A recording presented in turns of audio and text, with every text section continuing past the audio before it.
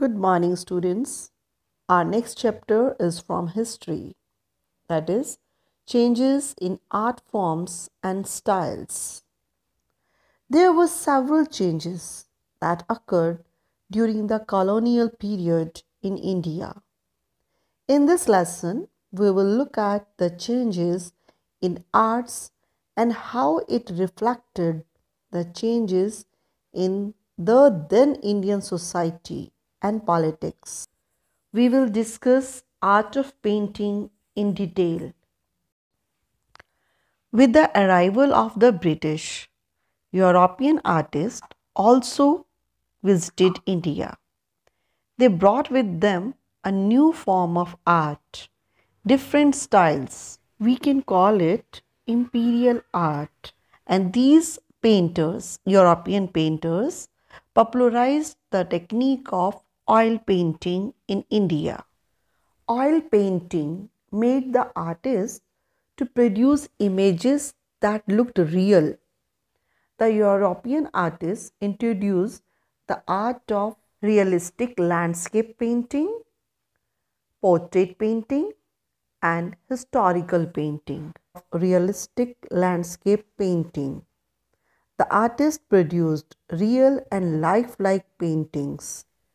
They made paintings that appeared real and showed the scenes which were the same as seen by eyes, such as the battle scenes, crowded streets, and monuments. They also used the technique of perspective, in which objects which were near appeared bigger and objects which were far away appeared smaller. This type of painting showed India as a backward country, which was yet to be explored by the British artist. Two famous painters of this art were Thomas Daniel and his nephew William Daniel.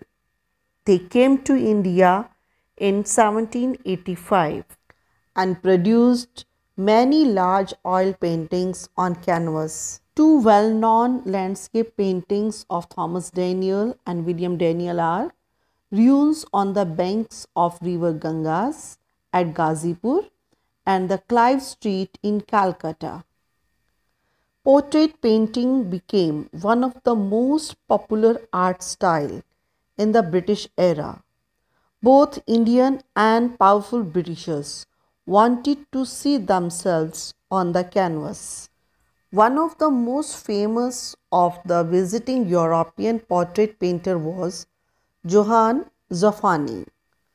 Two of his well-known paintings concerning India are Portrait of Governor-General Hastings with his wife in 1784 and second is the Oriel and Dashwood families of Calcutta. Not only Britishers, many Indian Nawabs had their portraits painted by European artists. One such Nawab was Muhammad Ali Khan.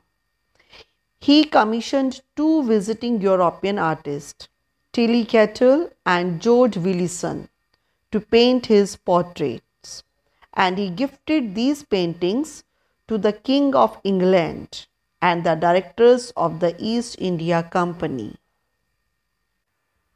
The third category of imperial art was called historical paintings.